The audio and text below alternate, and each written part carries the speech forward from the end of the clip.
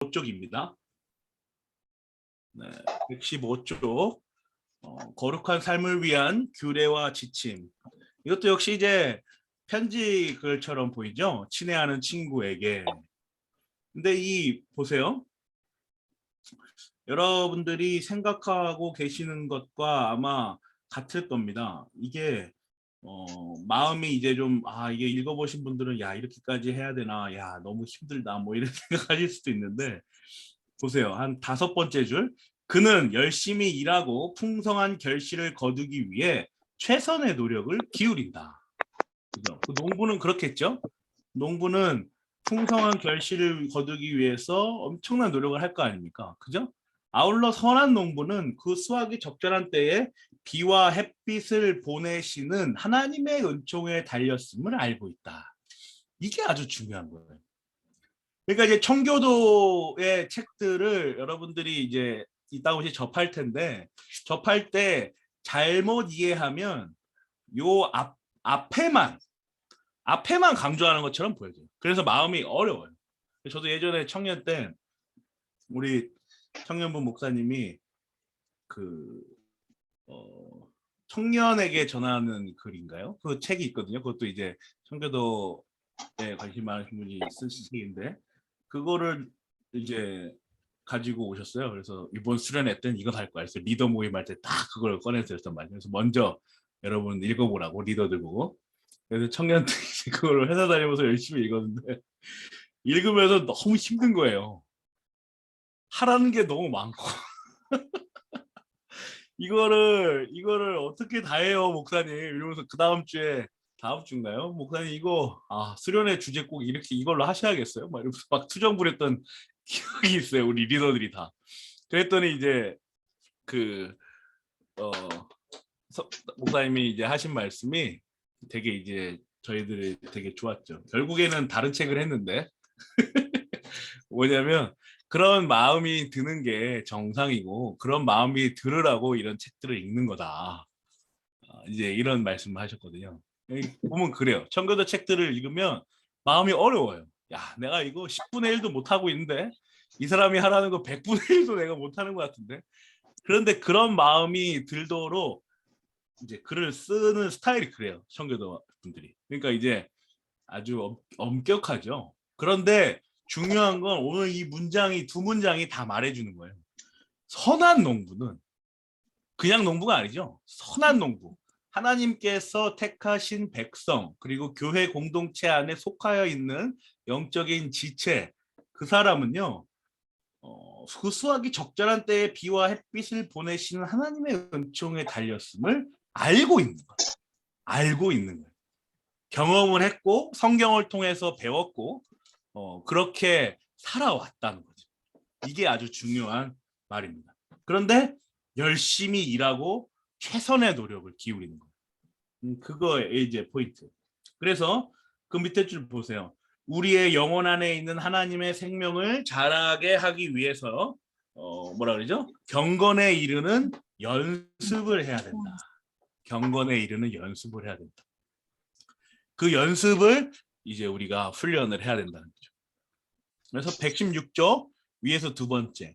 즉 우리가 두렵고 떨림으로 구원을 이루어야 하지만 아울러 하나님의 놀라우신 은총을 전심으로 신뢰해야 한다. 이게 그 말이에요. 이게 그 말이에요. 우리가 두렵고 떨림으로 구원을 이루어야 되지만 이게 쉽다는 건가요? 어렵다는 건가요? 어렵다는 거거든요. 경건의 열심, 기도 이런 것들이 있어야 된다는 거예요. 아울러 하나님의 은총을 전심으로 신뢰해야 돼요. 그럼 뭐가 먼저예요?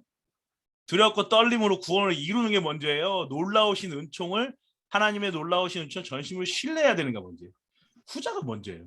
하나님의 놀라우신 은총을 전심으로 신뢰한 그 배경에서 두렵고 떨림으로 경건의 열심을 내야 된다. 이런 말인 거죠.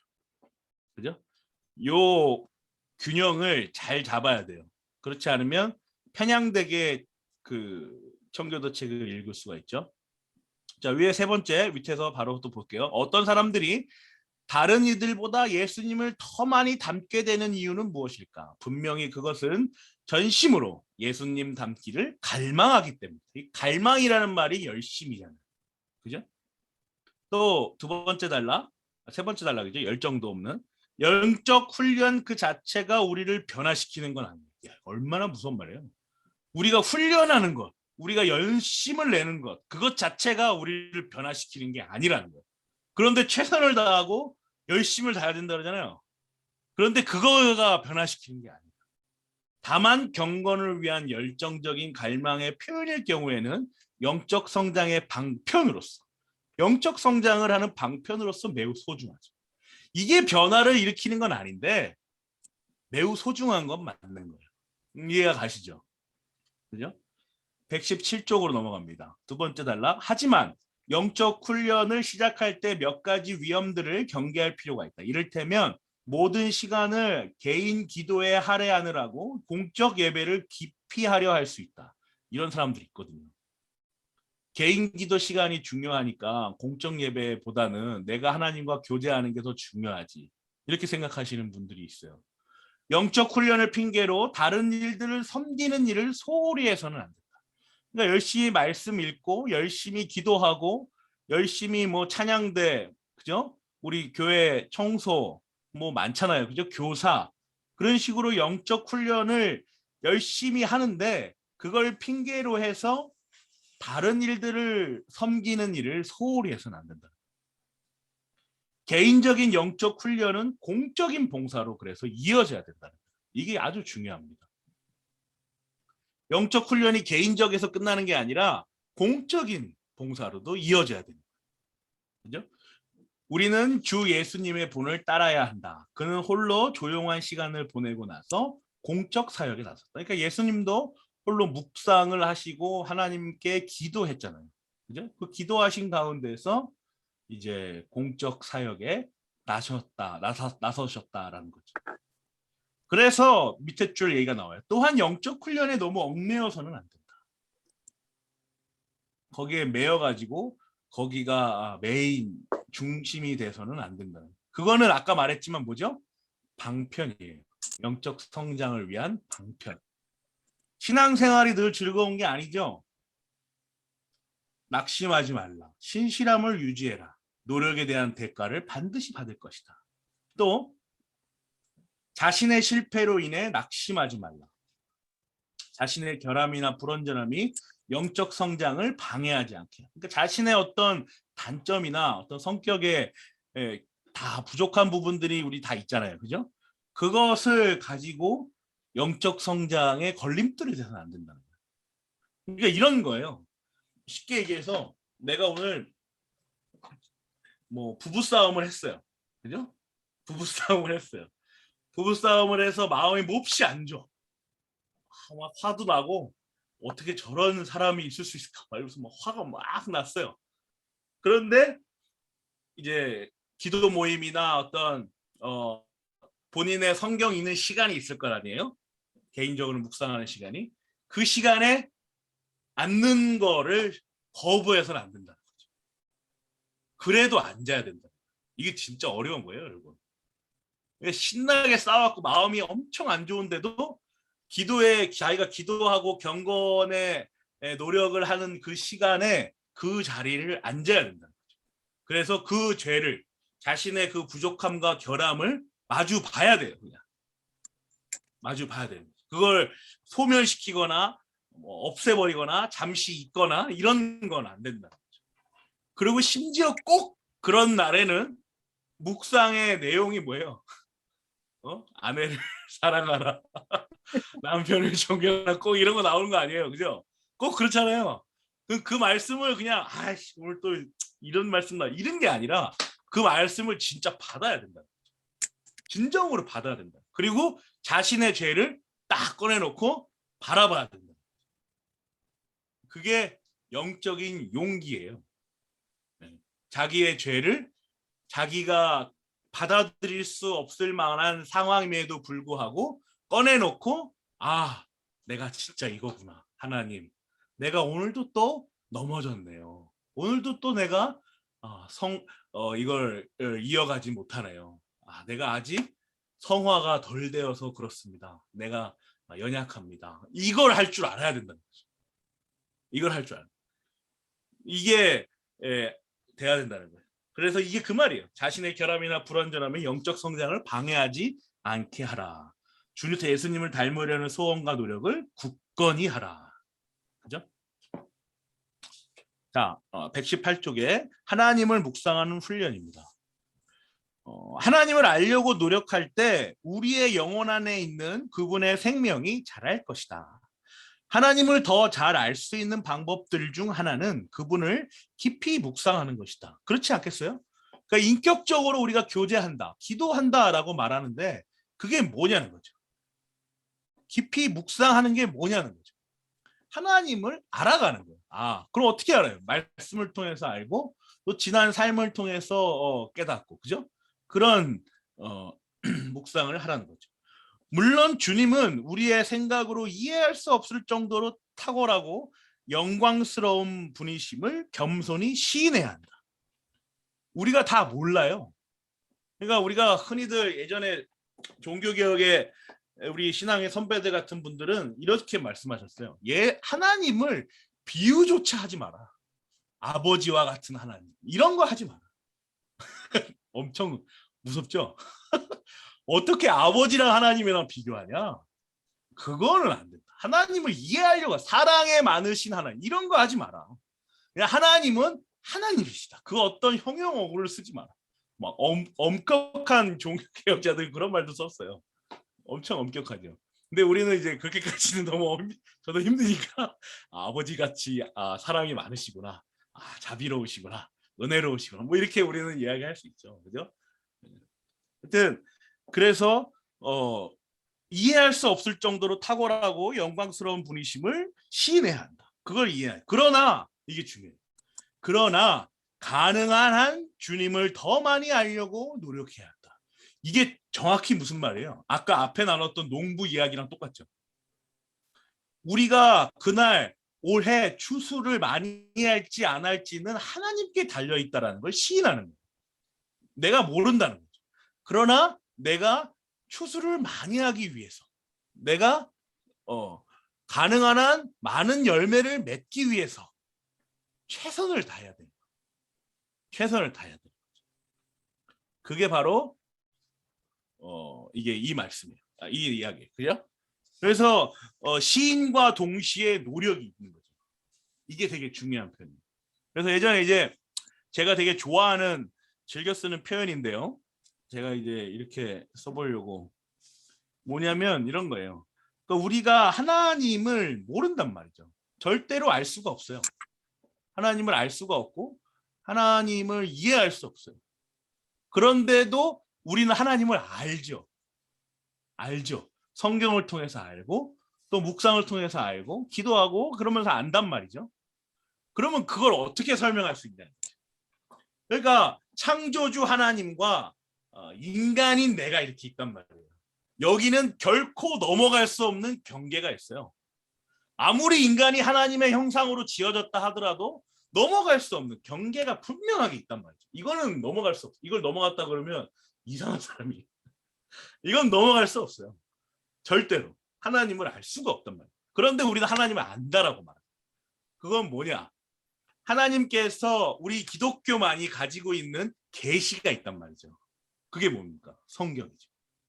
성경에 나타난 하나님의 이러이러하심, 하나님의 어떠하심, 자비로하심, 은혜로우심, 공의로우심, 이런 것들이 여러 이 성경 인물들을 통해서 우리에게 현실적으로 우리의 삶으로 살아가는 사람들의 모습들이 그 안에 다 담겨져 있잖아요. 그게 뭐냐는 거죠. 하나님이 자신을 보여주시는 거거든요. 하나님 우리한테 직접적으로 보여주시는 거예요. 야, 이거 봐. 이게 나야. 내가 이렇게 일한다. 이거 보여주시는 거예요. 그러면 초신자와 초신자가 아닌 사람이 하나님을 아는 정도는 당연히 다르잖아요. 무슨 차이가 있냐? 이 경계가 있으면 이 경계를 조금씩 밀어내는 거예요. 하나님과 나와 하나님과 인간과의 분명한 이 경계가 있는데 이걸 조금씩 밀어내는 거예요. 물론 밀어낸다고 해서 내가 하나님을 다 알 수는 없어요. 그러나 하나님 약속하신 그 예수 그리스도가 오시는 마지막 날까지 계속해서 이 밀어내는 작업을 하는 거예요. 여기까지. 하나님 여기까지 내가 알겠군요. 하나님 여기까지. 이건가요? 여기까지. 막 이러면서 밀어내는 거죠. 그러다 보면 이제 예수님 오셔서 다 이제 알게 됩니다. 하나님의 존재 자체를 딱 마주하는 순간이 상상만 해도 뭉클하지 않습니까, 여러분? 그때가 오는 거예요. 그러면 하나님을 이제 존재를 우리가 이제 하면서 딱 이제 보는 거죠. 그 신현이 딱 있는 거 아니겠습니까? 그래서 이 말이 그 말입니다. 영광스러우신 분임을, 탁월하신 분임을 겸손히 시인해야 하지만 가능한 한 주님을 많이 알려고 노력해야 한다. 그래서 119쪽 이런 말이 나오는 거예요. 하나님을 안다는 것은 그분에 관해 안다는 뜻이 아니다. 이거 봐요. 내가 말하려는 뜻은 그분을 개인적으로 알려고 해야 한다. 개인적으로 이거 어떻게 하는 거예요? 그러자면 공부는 물론이고 성경이겠죠. 기도도 필요하다. 이런 식으로 하나님을 아는 것은 그분의 자녀에게 주어진 특별한 선물이다. 분명히 그것은 우리가 받을 수 있는 가장 소중한 선물이다. 그러므로 마음을 하나님께로 향하게 하고 그분의 영원하고 무한하신 권능을 묵상하라. 성경에 다 있지 않느냐? 계시되어 있지 않냐? 묵상하라. 그분의 탁월하신 지혜와 무한하신 선과 놀라우신 사랑을 자주 생각하라. 그분은 유일하고 참된 하나님이시다. 이게 여러분 이해 가세요? 119쪽의 위에 있는 하나님을 안다는 것은 그분에 관해 안다는 뜻이 아니다. 내가 말하려는 뜻은 그분을 개인적으로 알려고 해야 한다는 것이다. 똑같은 성경을 통해서 우리가 하나님에 대해 공부하고 하나님에 대해 묵상하지만 아마 여러분들이 생각하고 있는 하나님의 존재는 조금씩 다 다르게 보일 수 있어요. 그죠? 어떤 부분이 더 두각돼 보이고 어떤 부분이 더 이런 부분이 하나님은 더 그래. 이제 이런 거거든요. 그죠? 그러니까 여러분들이 저처럼 하나님을 어떤 묵상의 대상과 동시에 탐구의 대상으로 이렇게 생각하지는 않을 거 아닙니까? 그죠? 사랑의 하나님. 그죠? 또 자비의 하나님. 나의 구원자이신 하나님. 대부분 우리가 그렇게 생각을 하잖아요. 그죠? 그런 사람마다 조금씩 다르다는 거예요. 그러나 그것이 다 아니다가 아니라 똑같이 계시된 성경 안에서 하나의 하나님을 우리가 이해하고 알아가는 거라는 거죠. 그게 이제 굉장히 중요한 얘기입니다. 네. 그리고 120쪽 중간입니다. 우리는 죄를 미워하고 슬퍼해야 한다. 자신의 범죄를 혐오스러워해야 한다. 이런 슬픔이 우리의 심령에 밀려들면 거기 머물 것이 아니라 십자가 보혈로 말미암아 죄사함을 베푸시는 그리스도께로 피하자. 우리는 죄를 미워하고 슬퍼해야 된다는 거예요. 죄인이 아니라 죄를 미워해야 된다. 이게 무슨 말씀인지 아시죠? 지난번에 우리 같이 나눠서.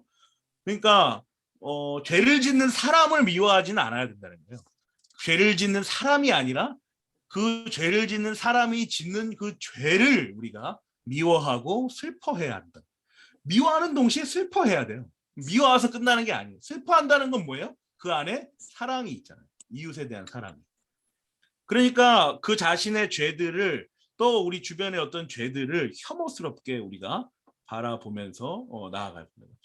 그런데 거기에 밀려들면서 거기 머무는 게 아니라 그리스도께 피해야 된다. 여러분이 그리스도께 피한다는 말이 우리가 아까 얘기했던 죄를 마주하지 못하고 죄를 도망가고 피하고 이런 개념이 아니에요. 예수님께로 그리스도께로 피하자 이 말은 뭐예요? 예수님이 어떤 분이시죠? 우리의 죄를 전가 받으신 분이잖아요. 가져가신 분이잖아요. 그러니까 우리가 예수 그리스도께로 피한다라는 말은 우리의 죄를 우리가 봐야 된다. 그리고 죄가 예수님께서 해결해 주신다라는 사실을 우리가 바라보게 되는 거죠. 예수님께로 피한다는 말이 그 말이에요. 그리고 거기서 끝나는 게 또 아니죠. 심지어 예수 그리스도의 그 의를 우리가 전가받아서 하나님 앞에서 의롭다 여겨짐을 받는 데까지 나아가는 거죠.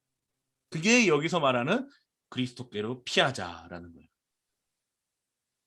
왜냐하면 우리가 해결할 수 있는 게 아니니까 그렇죠. 그리스도께서 해결하는 거죠. 해결하신 거죠. 121조 밑에 줄에서 네 번째입니다. 그래서 이런 식으로 살아가기 위해서는 자신의 삶을 영적으로 보는 법을 먼저 배워야 된다. 여러분 이게 무슨 말이에요?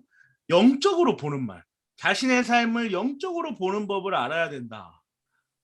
그러니까 어떠한 일들이 상황들이 벌어졌을 때 우리가 대개 어떤 상황적인 계산을 한다거나 어떤 정치적인 추론을 한다거나 아니면 어떤 논리적인 전개를 생각한단 말이죠. 그런데 그런 것들이 나쁘다는 게 아니에요. 그런 것들을 하는데 우리는 인간이기 때문에 그건 어쩔 수 없이 할 수밖에 없어요. 그런데 그거를 영적으로 보는 방법을 훈련해야 돼요. 자, 하나님, 오늘 이런 일이 벌어졌습니다. 내가 오늘 손을 다쳤어요. 손을 다쳤는데요. 마음이 몹시 안 좋아요. 하나님이 정말 계시다면 이 손을 다칠 수가 있을까요? 내가 마음이 몹시 힘듭니다. 그런데 하나님께서 말씀하시는 세상과 내가 이 세상에서 살아가는, 이 현실에서 살아가는 가운데 여러 가지 일들이, 여러 가지 경우의 수도 일어날 수 있잖아요. 나에게는 우연적인 일들이 하나님께는 필연으로 일어날 일들이 일어나게 되는 거잖아요. 그렇다면 이 내가 오늘 손을 다친 이 일이 하나님께서 나에게 이 손을 다치게 하신 까닭이 무엇이며 이걸 통해서 내가 무엇을 알게 하시는지 또 이걸 통해서 내 스스로를 어떻게 성찰해 보아야 하는지 하나님과 합당한 교제를 해야 됩니다. 합당한 교제를 해야 됩니다. 이건 비단 안 좋은 일에서만 그렇지 않아요. 손을 다친 것뿐만 아니라 심지어 어떤 시험에 합격했어요. 합격했을 때도 합격해서 기쁨을 누리고 예스 나는 됐어 이제 끝이야 뭐 일이 끝나는 게 아니죠. 하나님 내가 이거 지금 합격했는데 자기가 알거든요. 합격한 거 내가 공부를 어느 정도 해서 합당하게 합격을 했는지 아니면 이 정도 했는데 이거 합격할 게 아닌데 합격을 했는지 이 본인이 자기를 안단 말이에요. 그 냉정한 머리로 냉철한 머리로 또 그 뜨거운 가슴으로 하나님께 합당하게 이게 무엇인지 물어야 돼. 이게 실력이에요.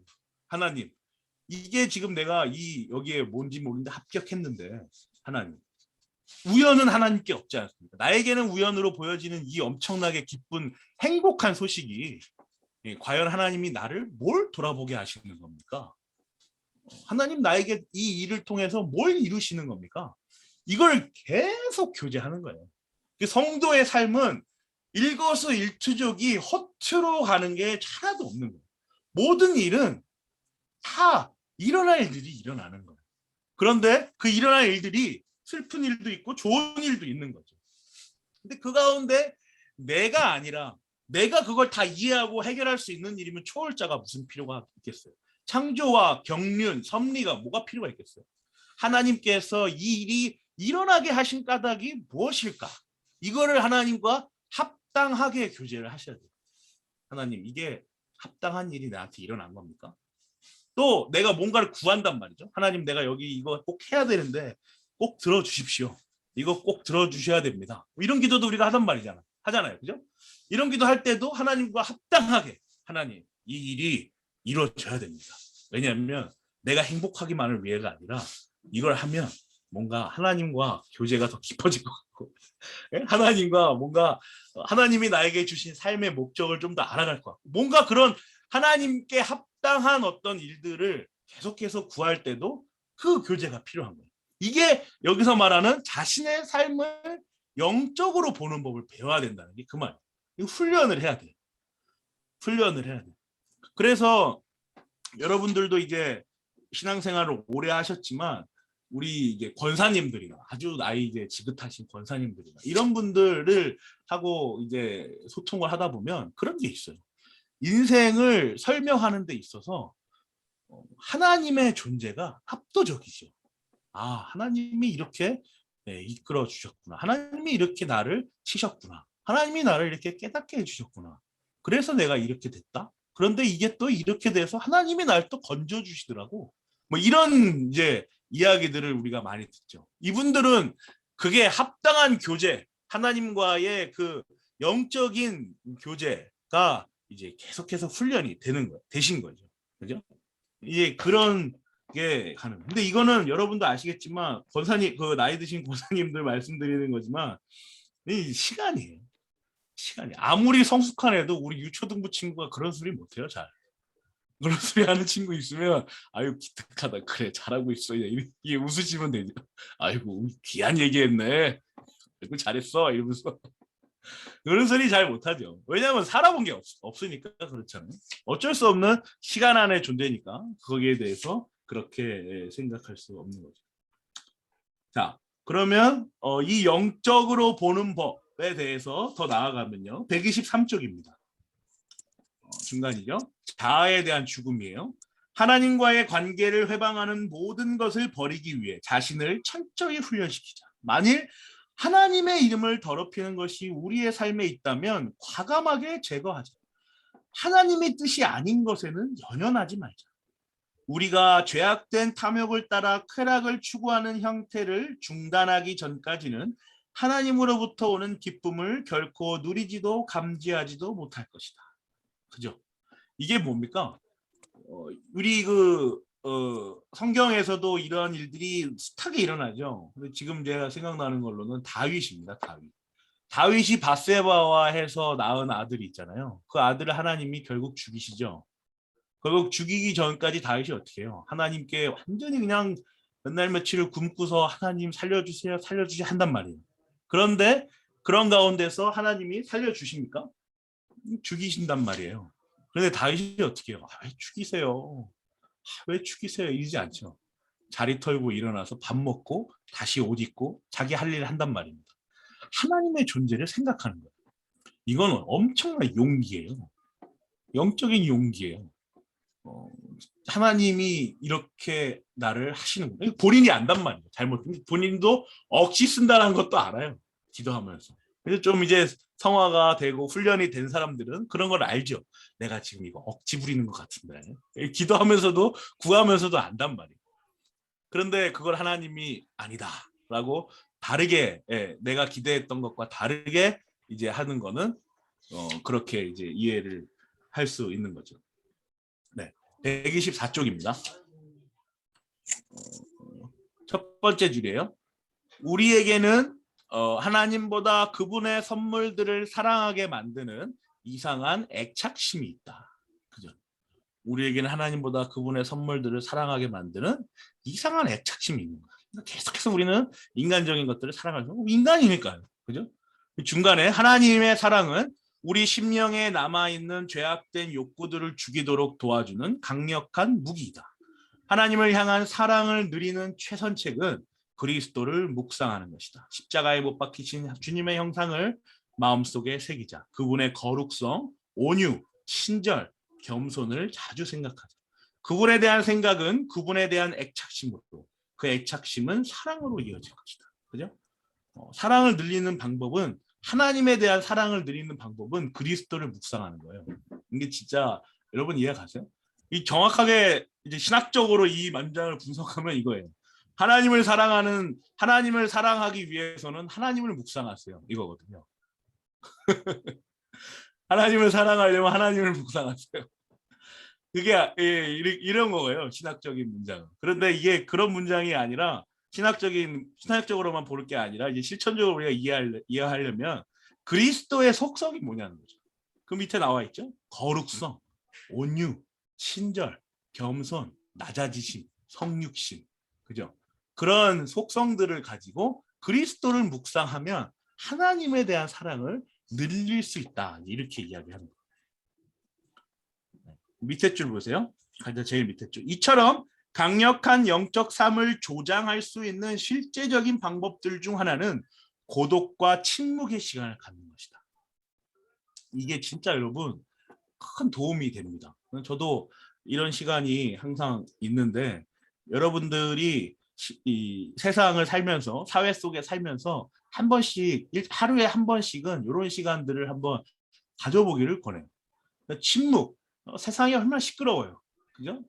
운전하고 지하철 타고 대중교통 타고 거리를 걷는 것만 해도 벌써 그 스트레스, 그 소음이 엄청나단 말이죠. 보여지는 글귀들이 또 얼마나 많아요. 이게 다 소음이고 스트레스거든요.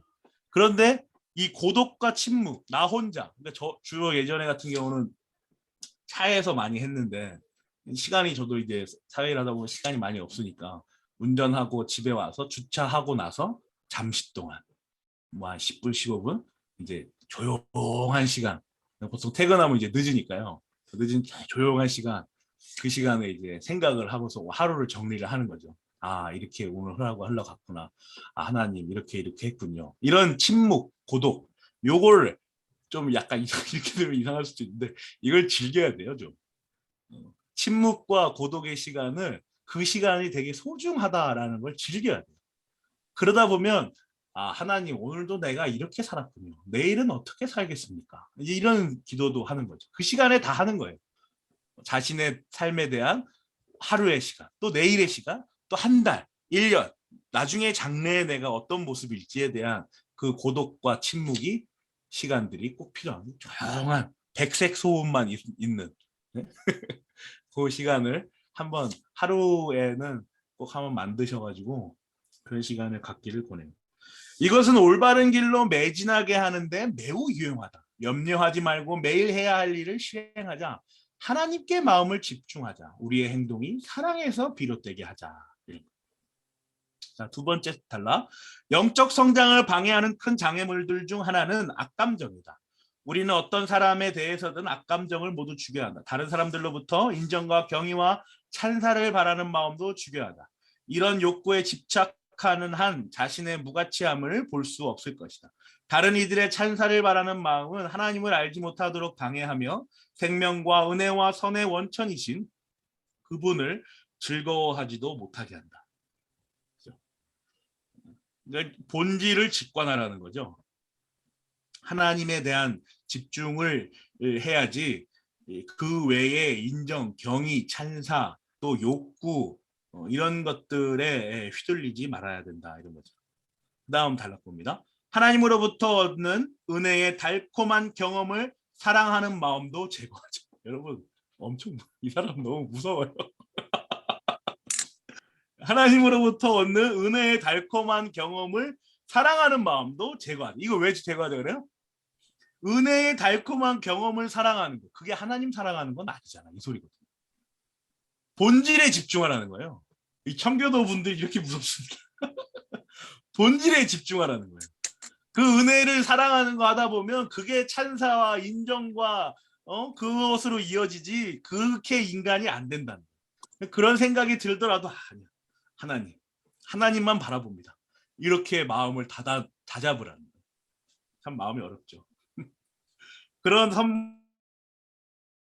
선물은 연약한 상태에 있는 우리에게 도움이 되지만 그 자체가 경건한 삶을 제공해 주진 않는다. 이거예요.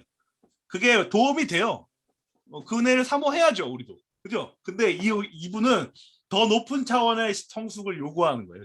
그러니까 우리 박지현 집사님 설명 아까 말씀 너무 책이 마음이 어려워지는 게 맞는 거예요. 이것도 하지 말라면 뭐라.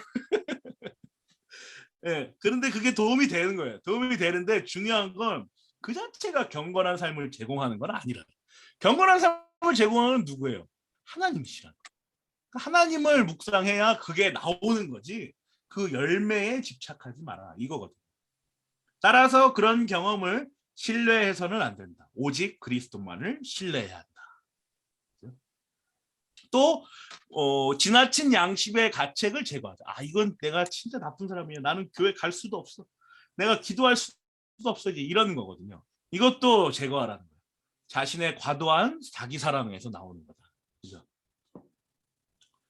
또 126쪽의 조급함을 제거하자. 이런 말도 있죠. 127쪽을 보세요. 세 번째 줄.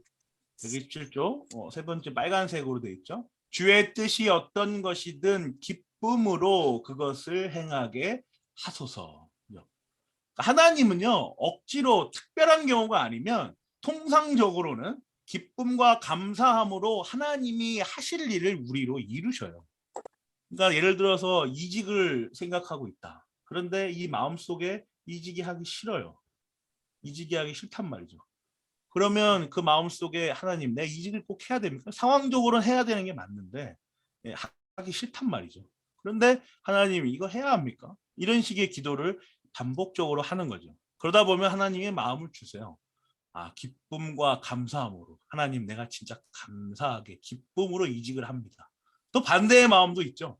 하나님 내가 여기 머물러 있는 게 내 마음이 더 기쁘고 감사한 마음이 드네요. 이런 생각들을 하는 거죠. 어쨌든 하나님은 특별한 경우가 아니면 억지로 끌려서 막 끌어당기시지는 않는다는 말이에요. 되도록이면 우리의 자유와 우리의 의지를 존중하셔서 우리가 가장 기쁘게 하실 때, 가장 기쁘게 하실 때 그렇게 한다는 거죠. 저도 예전에 그 신학을 고민하고 기도할 때도 그랬어요. 하나님, 내가 이거 진짜 할 수 있을까요? 내가 신학 이거 공부 목사요? 아닌 것 같은데 이러면서 되게 고민을 많이 했거든요. 한 3년, 4년 했던 것 같아요. 이 문제를 놓고. 그런데 마지막 해에 되게 기쁜 마음을 주시더라고요. 너무 가고 싶어요, 하나님. 내가 이런 마음을 저에게 주시는군요. 저 지금 너무 가고 싶다. 달리고 싶다. 이런 마음이 막 들더라고요. 그래서 이게 하나님의 뜻이구나. 그러면서 이제 신학교에 입학했던 기억이 있습니다. 자, 129쪽입니다. 마지막 단락이에요. 삶의 공경들에 처했을 때 이 세상의 헛된 쾌락에서 위안을 얻으려 하지 말자. 거기서 위안 얻지 말자는 거죠. 공경으로 인해 주님을 섬기는 일을 중단하고 싶은 유혹에 빠질 수도 있다. 결코 그런 유혹에 넘어가지 말자. 가능한 한 영적 사역에 몰두하자. 이게 참 이것도 어려운 말이죠. 이게 삶의 공경들에 처하면 일단 우리는 당황하고 불안해요. 그죠? 그래서 영적인 상황, 영적인 어떤 분별력 이런 것들이 급격하게 흐려지거든요. 현실적인 것들이 생각이 나고. 그래서 잠시 이제 영적인 어떤 그런 것들을 보류하는 경우도 상당히 있어요. 그죠? 우리 살아온 삶을 보면 그런 것 같아요. 그런데 중요한 건 뭐냐면 그렇게 영적인 어떤 판단과 영적인 어떤 그 길잡이들을 보류했을 때 결과가 바로 나타나시던가요?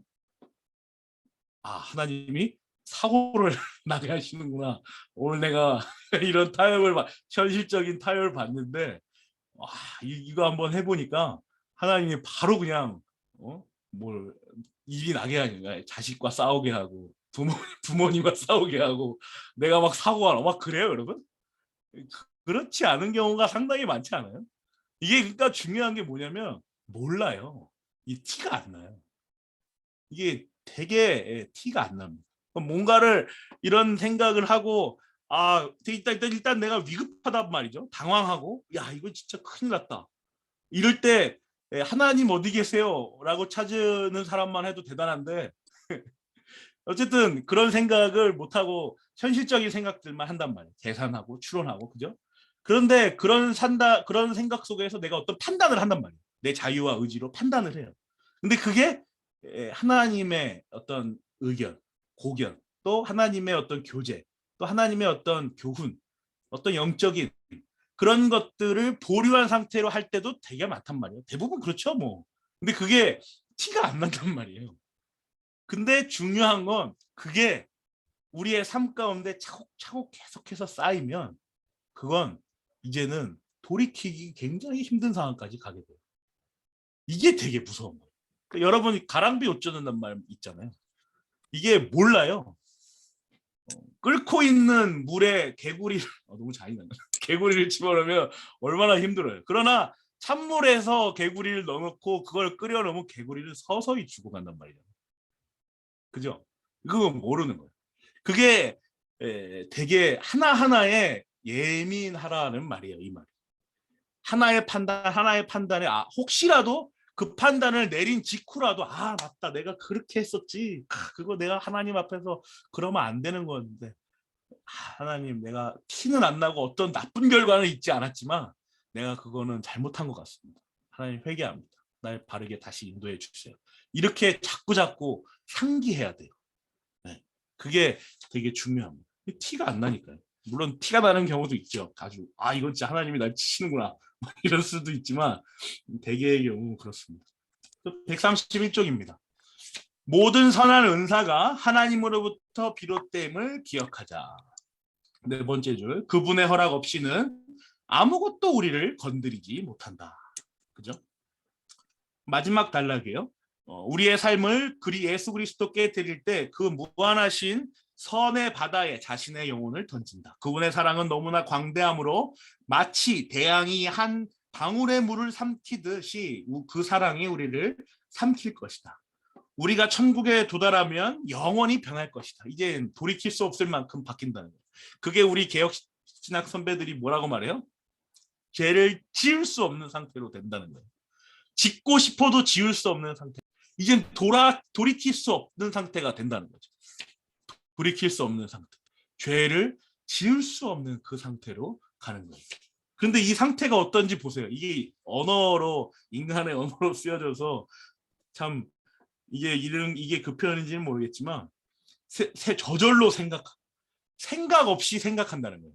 생각해야지라고 생각하고 묵상해야지 하고 이런 게 아니라 저절로 생각하고 묵상 없이 묵상하고 지식 없이도 알고 사랑 없이도 사랑하며 깨닫지 못해도 그분이 우리를 헤아리실 것이다. 이게 마지막 단계라는 거예요.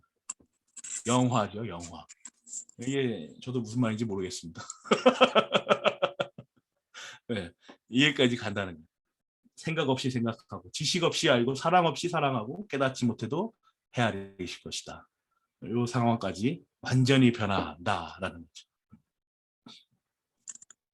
자, 마지막으로 133쪽이에요. 오늘 나눈 내용을 다 요약하면 이렇습니다. 1번. 이 내용을 요약하면 다음과 같다. 세 개가 나왔죠. 항상 하나님의 임재를 자각하자.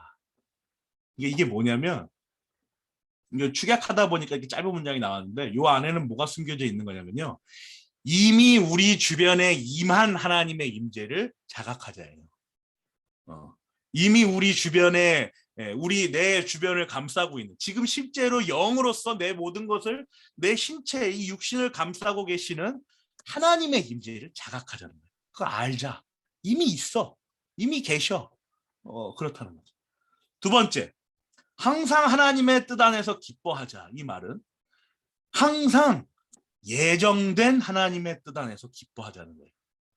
이미 예정된. 이게 아까 우리가 나눈 걸 보죠. 우리 주변의 일들은요. 일어날 일들이 일어나요. 우리 입장에서는 우연이지만 하나님 입장에서는 필연이에요. 우리의 삶을 인도하시는 가운데 우리로 그 일이 있어야 네가 어떤 것을 하고 어떤 것을 알아가고 어떤 것을 깨닫기 때문에 하나님이 그 일들을 우리에게 계속해서 펼쳐주시는 거거든요. 우리에게 우연이죠 다. 근데 우리에게 필연은 없잖아요. 우리가 필연을 이야기할 수는 없거든요. 그러니까 하나님의 예정된 뜻 안에서 기뻐할 줄 알아야 된다는 거예요. 그게 성도의 삶이라는 거죠. 그게 이제 두 번째 뜻이고요. 물론 이 예정된 하나님의 뜻 안에서는 제가 방금 말씀드린 섭리의 개념도 있겠지만 우선적으로는 구원이겠죠. 그죠? 예정, 작정은 구원에 대해서 우리가 쓰니까요. 그러니까 용어도 이렇게 이제 좀 이제 명확하게 하자면 이렇습니다. 구원을 말할 때는 작정, 하나님의 예정 이런 표현을 써요. 주로 거의 이제 신학적으로는 그래요. 작정, 예정 이런 표현을 많이 쓰거든요. 근데 우리의 일들에 일어나는 일상을 이야기할 때는 하나님의 섭리다, 하나님의 경륜이다 이런 말을 많이 쓰거든요. 세 번째로 항상 모든 영광을 하나님께 돌리자. 이 말은 우리가 하나님께 영광을 돌려야 한다 이 말이 아니라 이미 우리가 하나님께 받은 이 충만한 모든 영광을 다시 예배를 드림으로 하나님께 올려드려야 된다 이 말이에요. 갑자기 우리가 영광을 막 창조해내고 막 우리가 하나님 나 봐요 잘하죠? 막 하나님이 나에게 주시지도 않은 영광을 막 올려드리고 막 그래요. 이런 게 아니라 하나님이 우리에게 주신 그 영광, 그 은혜, 내려주신 영애가 우리가 그것을 가지고 하나님께 올려드린다. 다시 올려드린다. 그러니까 반사 이런 거예요. 반사. 그걸 반사. 하나님 받은 영광 다시 올려드립니다. 이거거든요. 네.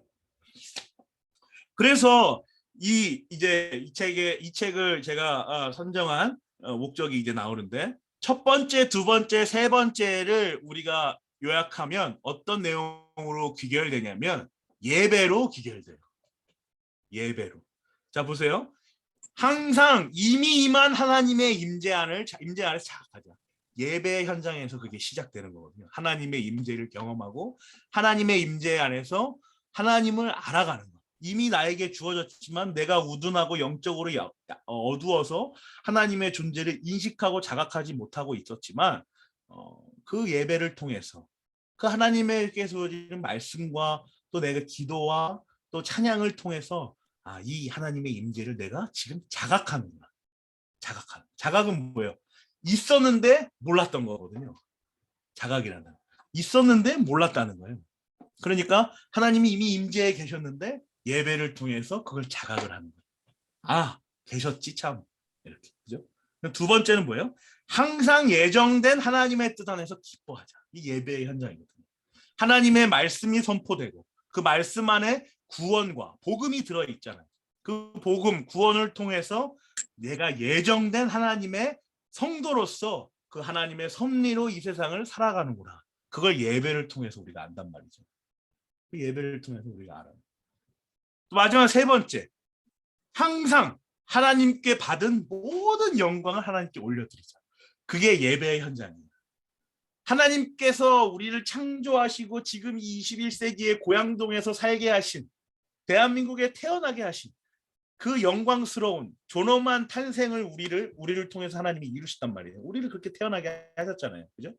그런데 그 영광을 그 성도로서 받은 그 영예를 올려드리는 게 예배거든요.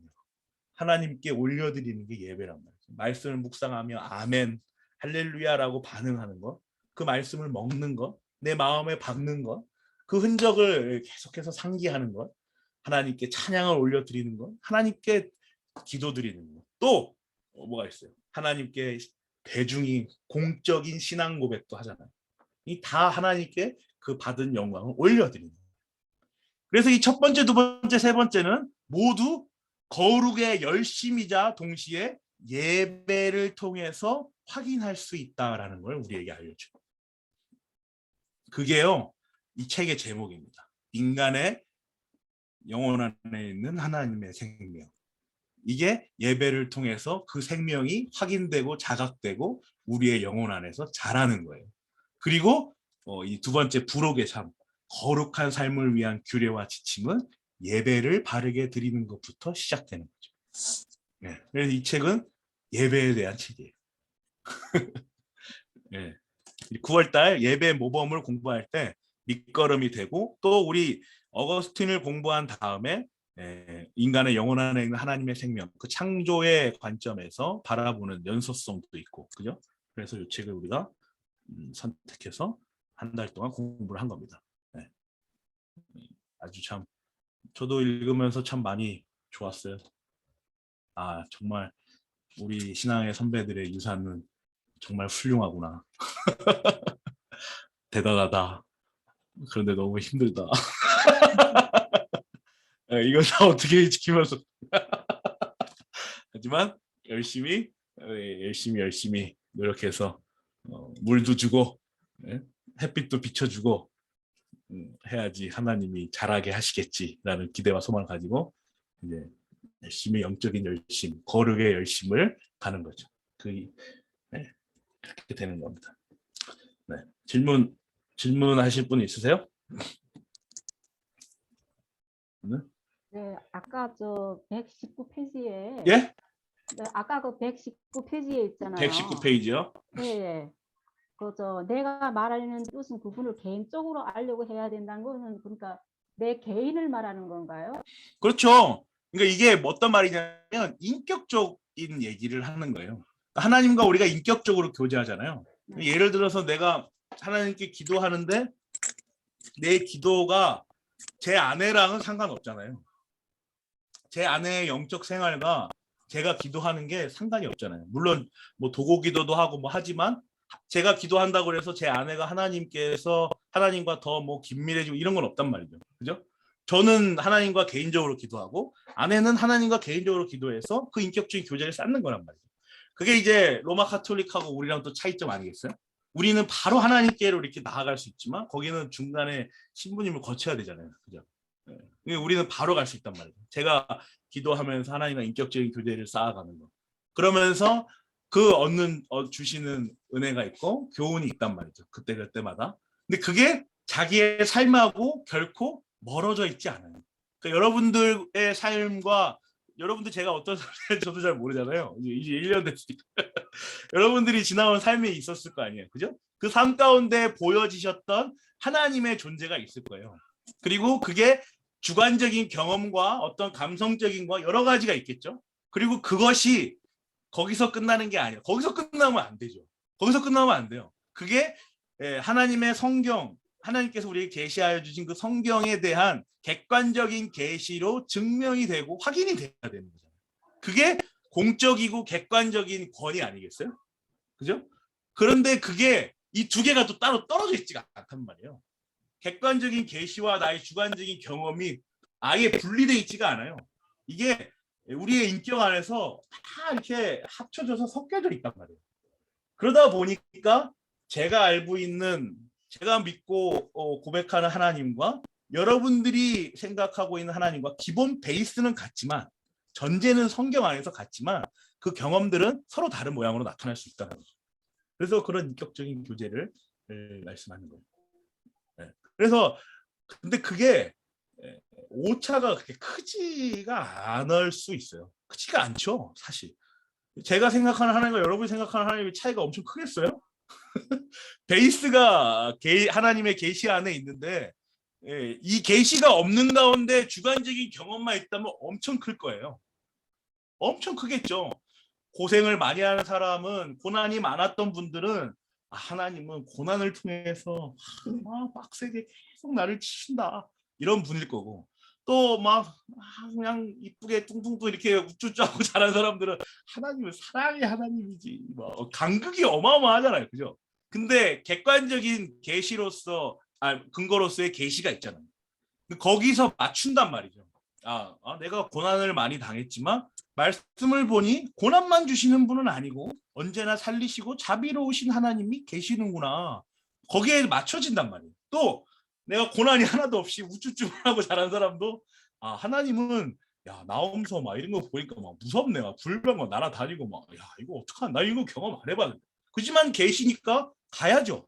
그러다 보면 이게 비슷해요. 여러분이야 저나 하나님에 대한 존재 어떻게 근데 100% 똑같을 수는 없잖아요. 우리의 삶이 다르기 때문에. 그 얘기하는 거예요. 그러니까 개인적으로 하나님을 알려고 노력을 해야 된다. 그 소리 하는 거죠. 그러니까 하나님을 안다는 것은 그분에 관해 안다는 뜻이 아니다라는 말은 어떤 말이냐면, 네가 하나님을 안다 그래도 그게 진짜 하나님인지 아닌지 네가 어떻게 아냐. 하나님과 너의 경계는 이렇게나 큰걸. 하지만 계시가 있어서 그걸 계속 밀어내는 작업을 통해서 언젠가 조금씩 이렇게 네가 알아갈 수는 있겠지만, 그렇다고 해서 내가 너를 안다라고 말할 수 있느냐, 이런 거예요. 그러니까 좀 비유가 적절할지 모르겠지만 저는 아직까지 이 비유를 제가 쓸 수는 없는데 이런 거죠. 이제 저희 부모님 보면 저희 아버지가 항상 그래요. 나는 지인아, 니네 엄마 볼 때마다 지금도 너무너무 신기해. 어떻게 저런 생각으로 살까? 나는 신기하고 가만히 하루 종일 하는 거 보면 재밌어.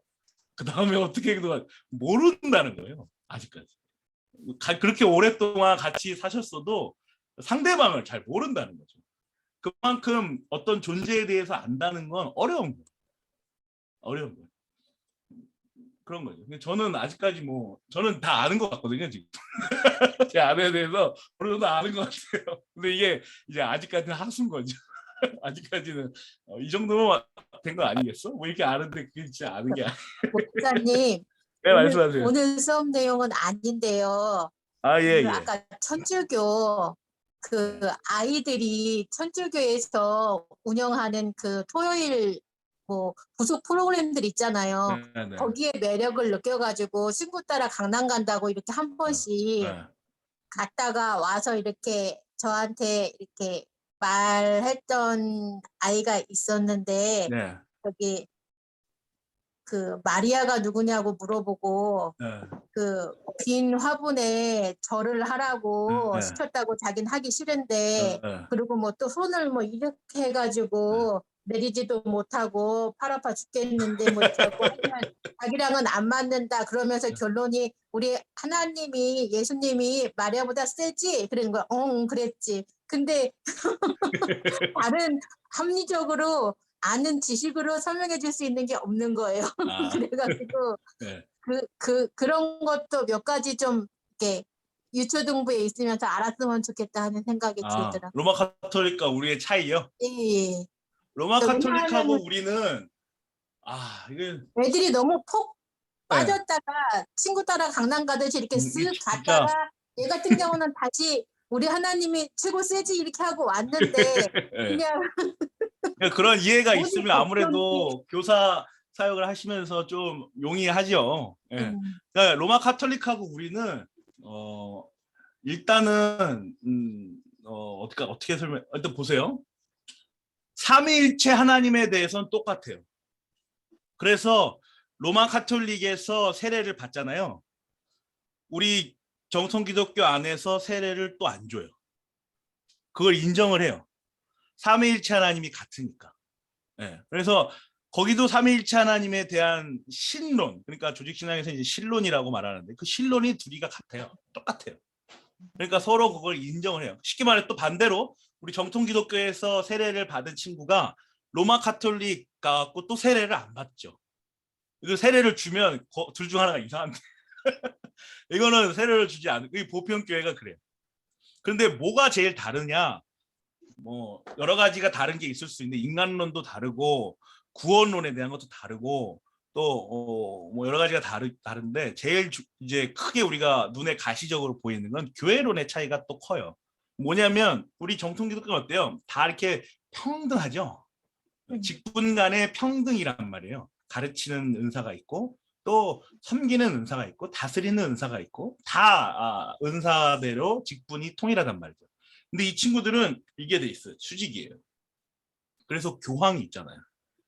교황의 권력이라는 게 엄청나거든요. 그래서 일단 이런 부분에서 조직적으로도 다르고 또 인간에 대한 이해도 좀 달라요. 인간에 대한 이해가 어떠냐면 우리는 어떻게 말하죠? 전적 부패죠. 완전한 부패잖아요. 전적 부패여서 우리는 선한 것이 나올 수가 없잖아요.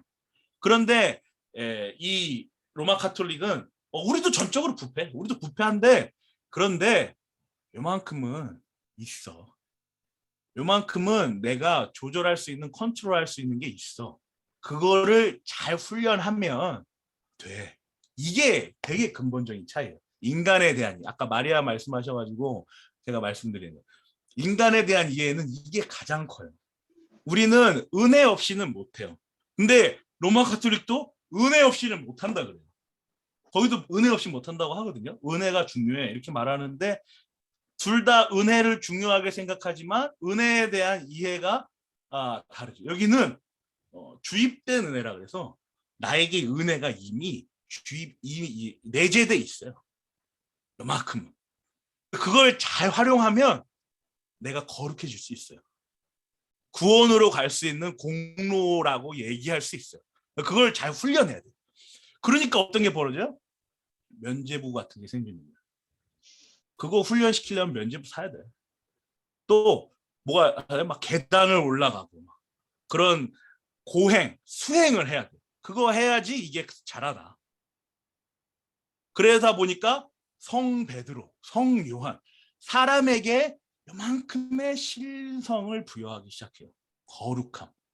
성 요한, 성 베드로는 그거 잘하는 사람이거든. 성모 마리아 잘하는 사람이야. 그러니까 우리랑은 다른 존재야.